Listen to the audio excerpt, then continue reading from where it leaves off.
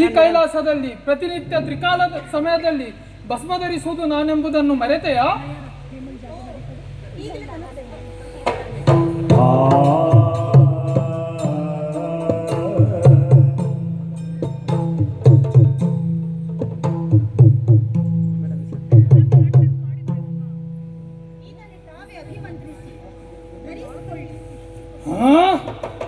ಈ ಭಸ್ಮದಲ್ಲಿ ಕಲ್ಮಶ ರೂಪದಲ್ಲಿ ಕಲ್ಲು, ನಾನು ಇದನ್ನು ಎಸೆಯುತ್ತೇನೆ.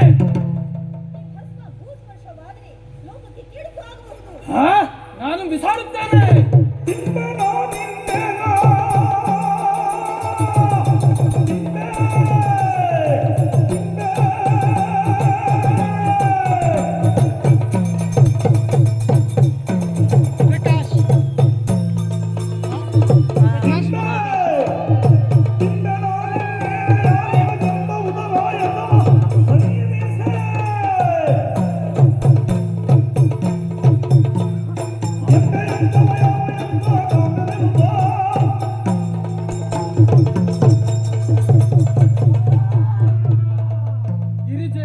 ಹೆದರಬೇಡ, ನಾನು ಬಿಸಾಡಿದ ಭೂಸ್ಪರ್ಶ ಆದ ಕೂಡಲೇ ಉದಯಿಸಿದವ.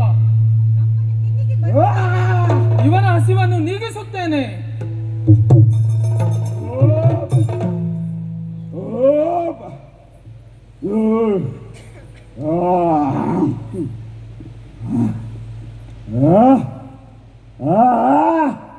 ಈಗ ನಮ್ಮ ಪರಿಚಯ ಕೇಳುತ್ತಿದ್ದಾನೆ. ನಾನು ನೀನು ನೀನು ನಾನು ನೀನು ಏನು? ನೀನು ನನ್ನ ಮಗ. ನೀನು ನನ್ನ ಮಗ. ನಾನು ನಿನ್ನ ತಂದೆ. ನಾನು ನಿನ್ನ ತಂದೆ. ಇವಳು ನನ್ನ ಹೆಂಡತಿ. ಇವಳು ನನ್ನ ಹೆಂಡತಿ. ಇವಳು ನಿನ್ನ ತಾಯಿ. ಇವಳು ನಿನ್ನ ತಾಯಿ. ಇವನಿಗೆ ಈಗಲೇ ಬುದ್ಧಿಶಕ್ತಿಯನ್ನು ಅಭಿಮಂತ್ರಿಸುತ್ತೇನೆ.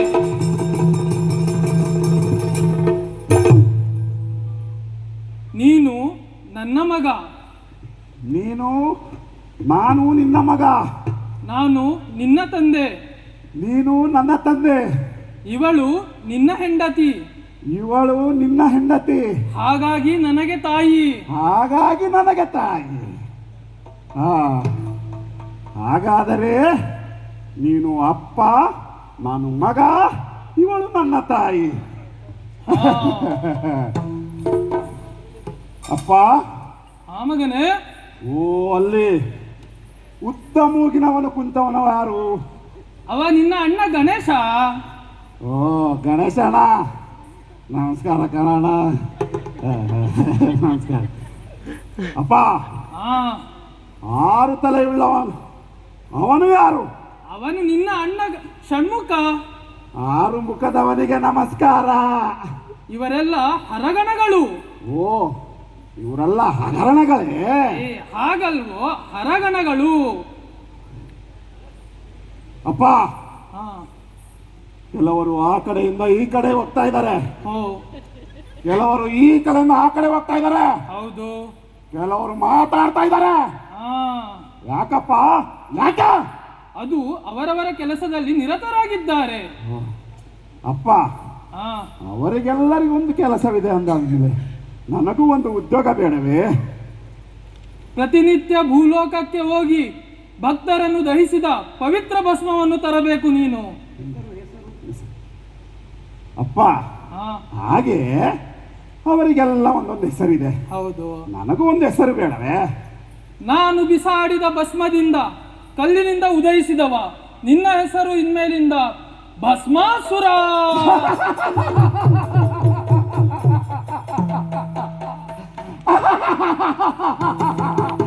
ಭಸ್ಮಾಸುರ.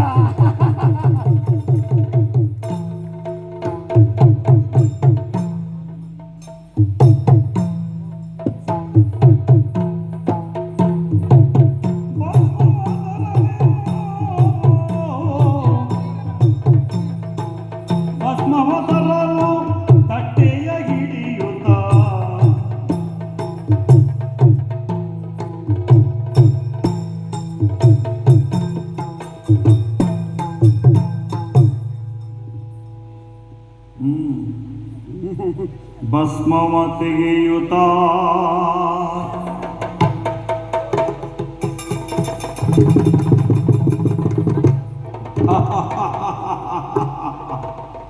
ಯಾರಲ್ಲಿ ನಾನು ಭಸ್ಮವನ್ನು ತೆಗೆಯುವುದು ಕಂಡು ಗಹಗಹಿಸಿ ನಗುತ್ತಿರುವವರು.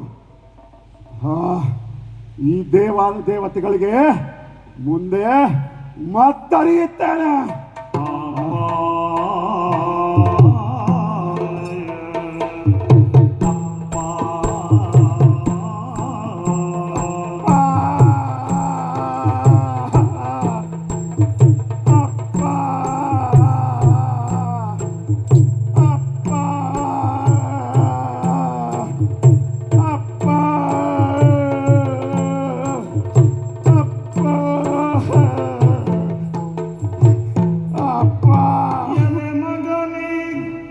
ಮೊಗವೇಕೆ ಕಂದಿದೆ ಎಲೆ ಮಗನೇ, ಮೊಗವೇಕೆ ಕಂದಿದೆ ಸಿಲುಕದೇನೈ ಭಸ್ಮವಿಂದಿಗೆ, ಸಿಲುಕದೇನೈ ಭಸ್ಮವಿಂದಿಗೆ ನಲಿ ನಲಿದು ನಲಿ ನಲಿದು ಬರುತ್ತಿಪ್ಪ ರೀತಿಗೆ ಮಲಿನಗೊಂಡಿಯುವುದೇನೈ, ಮಲಿನಗೊಂಡಿಯುವುದೇನೈ ಮಗನೇ, ಮಗನೇ ಮಗನೇ ಭಸ್ಮಾಸುರ, ಏನಾಯ್ತು ನಿನಗೆ? ಅಪ್ಪ, ಭೂಲೋಕ ಸ್ವರ್ಗಲೋಕ 14 ಲೋಕಕ್ಕೆ ಹೋದರು ಅಪ್ಪ ಸಾಯಲಿಲ್ಲ, ಭಸ್ಮ ಸಿಗಲಿಲ್ಲಪ್ಪ. ಅಪ್ಪ ಯಾಕೋ ಸಾಯಬೇಕು? ಹಾಗಲ್ಲಪ್ಪ, ಯಾರು ಸಾಯಲಿಲ್ಲ, ಭಸ್ಮ ಸಿಗಲಿಲ್ಲ. ಹೌದಾ? ಅಪ್ಪ ಹೇಳಿದ ಕೆಲಸವನ್ನ ಮಾಡದ ಈ ಮಗ ಇದ್ದರೆಷ್ಟು ಸತ್ತರೆಷ್ಟು, ನಾನು ಸಾಯ್ತಾನೆ ಅಪ್ಪ. ನೀನು ಸಾಯುವುದು ಬೇಡ, ಬೇಕಾದ ವರ ಕೇಳು. ಹೌದಪ್ಪ. ಅಪ್ಪ, ನಾನು ಯಾರ ತಲೆ ಮೇಲೆ ಕೈ ಇಡುತ್ತೇನೆಯೋ ಹೌದು, ಅವರು ಕೂಡಲೇ ಸತ್ತು ಭಸ್ಮವಾಗಬೇಕು ಅಂತ ವರ ಕೊಡು ಅಪ್ಪ. ಮಗನೇ, ಅಪ್ಪ ವರ ಕೊಡುವ ಮೊದಲು ಒಂದು ಮಾತು ಹೇಳಪ್ಪ. ಭೂಲೋಕದಲ್ಲಿರುವ ಭಕ್ತರಿಗೆ ಮತ್ತೆ ದೇವತೆಗಳಿಗೆ ಉಪಟಳ ಕೊಡಬಾರದು. ಇದರಿಂದ ನನಗೆ ಅಪಕೀರ್ತಿ ಉಂಟಾಗುತ್ತದೆ. ಇದೋ ವರವನ್ನು ಕೊಡುತ್ತೇನೆ.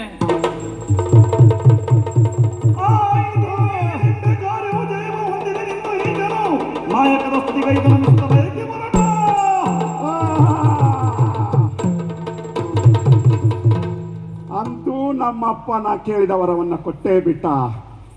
ಇಗೋ ನನ್ನ ಆಟ ಪ್ರಾರಂಭವಾಗುತ್ತೆ ಈಗ.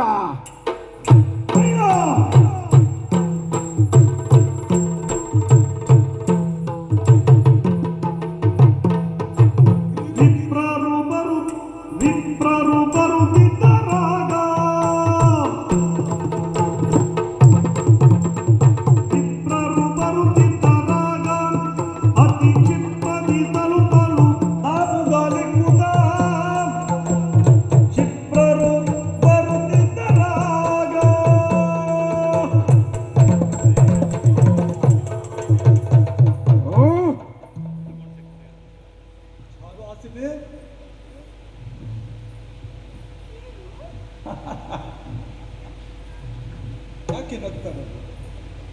ನಗು.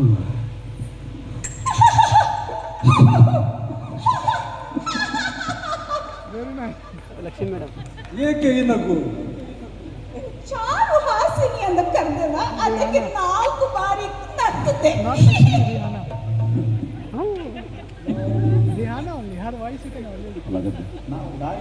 ನಾನು ದಾರಿ ತಪ್ಪಿ ಕಬ್ಬಿನ ಗದ್ದೆಗೆ ಬಂದೆನೋ ಏನೋ. ಹೋಗಿ ಒಮ್ಮೆ ನೋಡ್ತಾನೆ.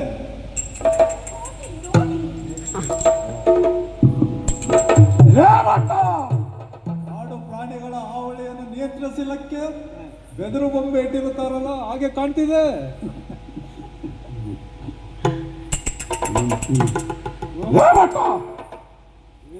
ಬಿಲ್ಲು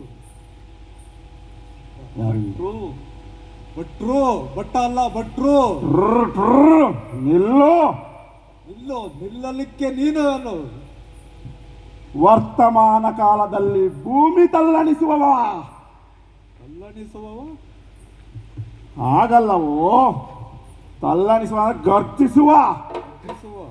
ಹಾ, ಅದಕ್ಕೆ ಮತ್ತಿಲ್ಲ. ಅದಕ್ಕೆ ಮದ್ದಿಲ್ಲ ಬಿಡು. ಯಾಕಿಲ್ಲ? ಗರ್ಜಿಸುವುದೆಂದರೆ ಉಳಿ ತೆಗಿರಬೇಕು ನಿನಗೆ. ನಿಂತಲ್ಲೇ ಗರ್ಜಿಸಿ ಭೂಮಿ ನಡುಕಿಸುವವ ಅಂದರೆ ಸಮಗ್ರ ಭಸ್ಮಾಸುರ ಅಂದರ ನಾನು. ಓ, ಸಮಗ್ರ ಭಸ್ಮಾಸುರ ನೀನೇನಾ? ಹಾಗಲ್ಲವೋ, ಸಮಗ್ರ ಭಸ್ಮಾಸುರ ಅಂದರೆ ನಾನು. ಸಮಗ್ರ ಭಸ್ಮಾಸುರ, ಸಮಗ್ರ ಭಸ್ಮಾಸುರ ಬೂದಿ ಮಾಡುವ. ನನ್ನ ಹತ್ರನು ಬೂದಿ ಇದೆ, ನನ್ನ ತಾತನ ಬೂದಿ. ಅದನ್ನ ನಿನ್ ಮೇಲೆ ಹಾಕಿದ್ರೆ ಭಸ್ಮ ಆಗ್ಬಿಡ್ತೀಯ. ಮಂತ್ರ ಹೇಳಿ ಹಾಕು ನೋಡುವ. ಮಂತ್ರ ಹೇಳಿ ಹಾಕ್ತೀನಿ. ಚಾರು ಹಾಸಿನಿ, ಮಂತ್ರ ಹಾಕೋಣ. ಹಾಕಿ ಸ್ವಾಮಿ.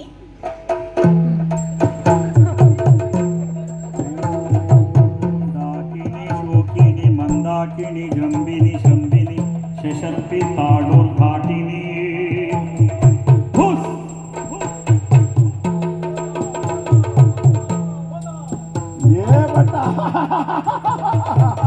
ಓ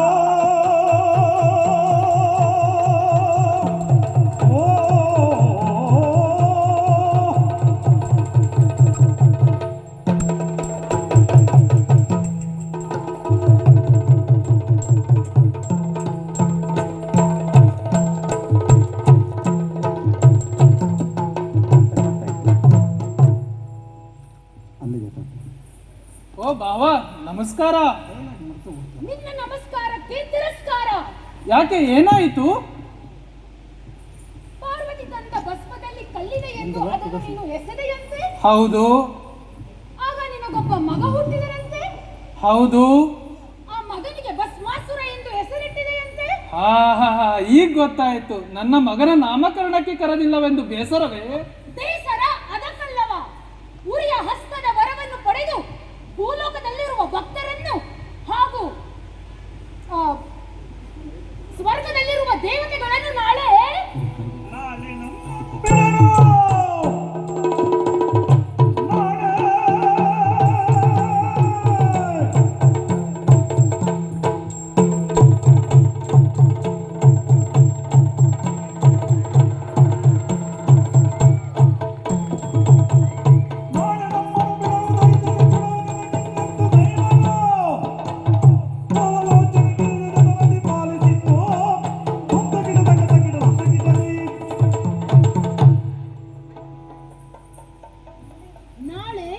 ನಮ್ಮನ್ನು ಬಿಡುವುದಿಲ್ಲ. ನಾನು ಹೇಗೋ ತಪ್ಪಿಸಿಕೊಳ್ಳುತ್ತೇನೆ, ನಿನ್ನನ್ನು ಸುಡುತ್ತಾನೆ. ಆಗ ನಿನ್ನ ಹೆಂಡತಿ ಪಾರ್ವತಿಗೆ ಯಾರು ಗತಿ? ಅವನು ಈಗಲೇ ಬರುತ್ತಾನೆ. ನಾನೇನೆಂಬುದನ್ನು ತೋರಿಸುತ್ತೇನೆ.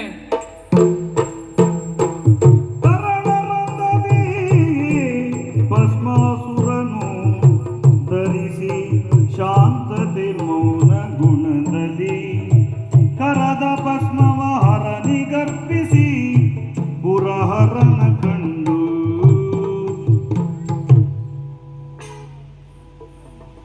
ಕಿಡಿಗೆದರುದ ಹರನ ಸೋನಿಂದ ಕಿಡಿಗೆದರುದ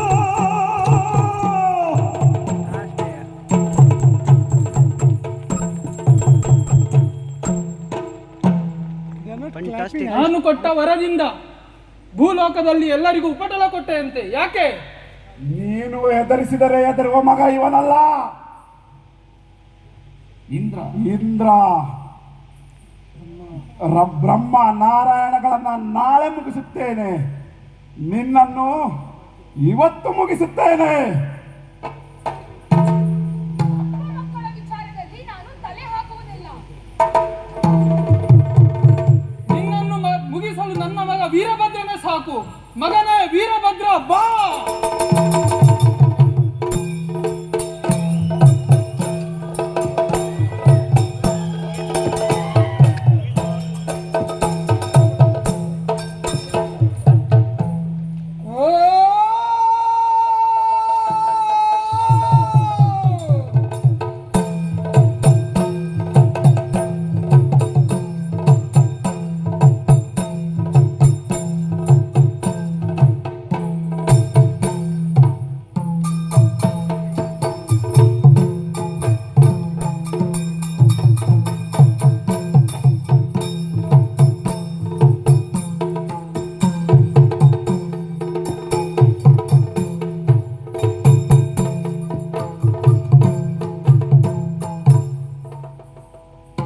ಜನಕ, ಮಗನೇ, ನನ್ನನ್ನು ಏಕೆ ಕರೆದಿರಿ?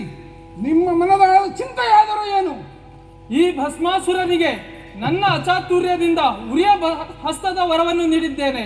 ಈಗ ನನ್ನನ್ನು ಸುಡಲು ಬಂದಿದ್ದಾನೆ. ಎಲ್ಲ ಭಸ್ಮಾಸುರ, ಭಸ್ಮಾಸುರ ರಾಜ್ಯ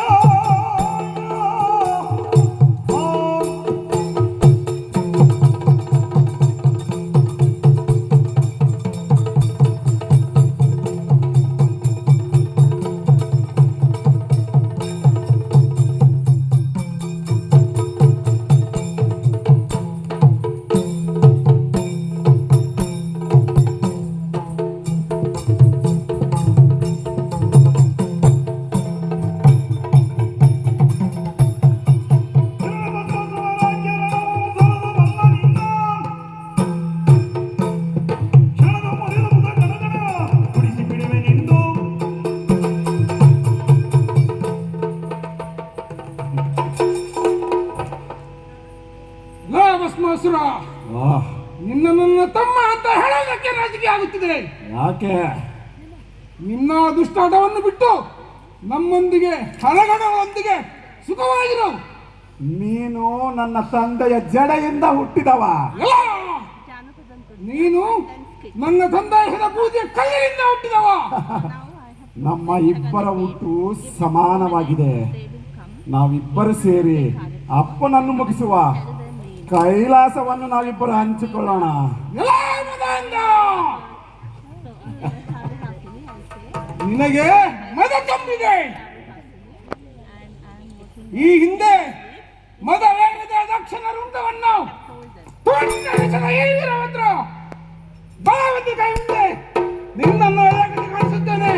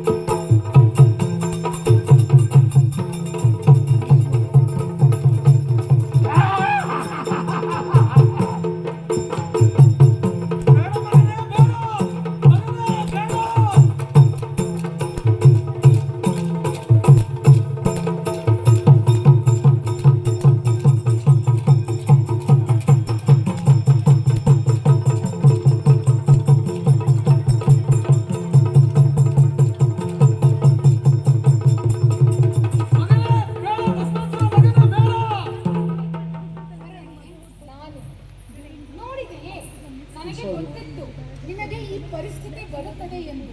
ಓ ಭಾವ, ನಿನಗೆ ದೊಡ್ಡ ನಮಸ್ಕಾರ. ಅವನನ್ನು ಹೇಗಾದರೂ ಮಾಡಿ ನಾಶ ಮಾಡು. ಪರಮೇಶ್ವರ, ಈ ಜಗತ್ತಿನಲ್ಲಿ ಪರಿಹರಿಸಲು ಸಾಧ್ಯವಾಗದ ಸಮಸ್ಯೆಯೇ ಇಲ್ಲ. ಒಬ್ಬ ಶತ್ರುವನ್ನು ನಿರ್ನಾಮ ಮಾಡಬೇಕಾದರೆ ಅವನ ದೌರ್ಬಲ್ಯವನ್ನು ಗಮನಿಸಬೇಕು. ಅದನ್ನೇ ಉಪಯೋಗಿಸಿ ನಾನು ಅವನನ್ನು ನಿರ್ನಾಮ ಮಾಡುತ್ತೇನೆ, ನೋಡು. ಆತ ನಾಶ ಆಗುವುದನ್ನ ನಾನು ನೋಡಬೇಕು. ಸರಿ, ಹಾಗಾದರೆ ಹೋಗಿ ಅಲ್ಲಿ ನಿಲ್ಲು, ಸಂಪಿಗೆ ಬರುವಾಗಿ ನಿಲ್ಲು. ನಾನು ಯಾವ ವೇಷ ಧರಿಸಿ ಬರುತ್ತೇನೆ ಅಂತ ಹೇಳು. ಅದನ್ನು ಕಾದು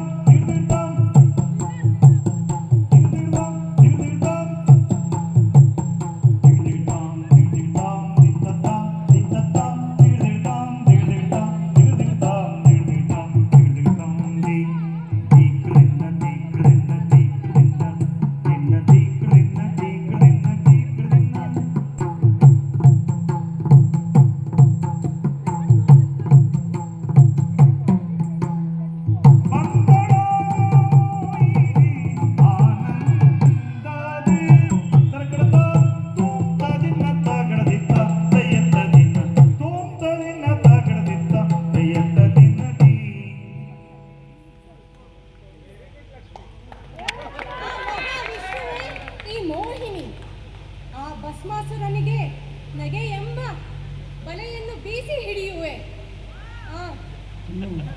ಆ ಹುಬ್ಬನ್ನು ಧನಸಾಗಿ ಕಣ್ಣೋಟದಿಂದ ಬಾಣವನ್ನು ಹೂಡಿ ಅವನನ್ನು ನಾಶ ಮಾಡುತ್ತೇನೆ. ಎಲ್ಲೆಲ್ಲೂ ಸೋಗಿದೆ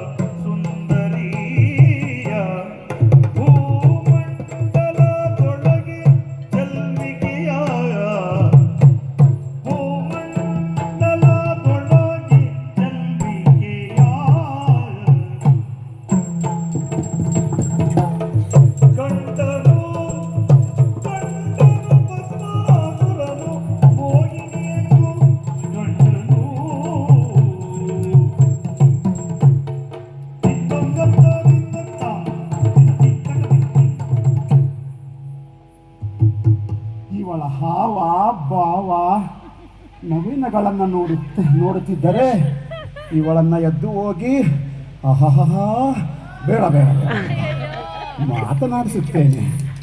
ಏ ಸುಂದರಿ, ನೀನು ಯಾರು, ನಿನ್ನ ತಂದೆ ತಾಯಿ ಯಾರು ಎಲ್ಲವನ್ನು ವಿವರಿಸಿದೆಯಾ? ಆಹಾ, ಎಲ್ಲ ಸರಿಯಾಯ್ತು. ತಂದೆ ತಾಯಿ ಬಂಧು ಬಳಗ ಯಾರು ಇಲ್ಲ. ಚಿಂತೆ ಇಲ್ಲ ಬಿಡು ಅದಕ್ಕೆ. ನಿನ್ನ ಹೆಸರು ಏನು? ಮೋಹಿನಿ.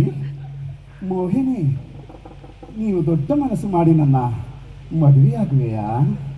ಆಗಬಹುದಿತ್ತು. ಆದರೆ ಏನು?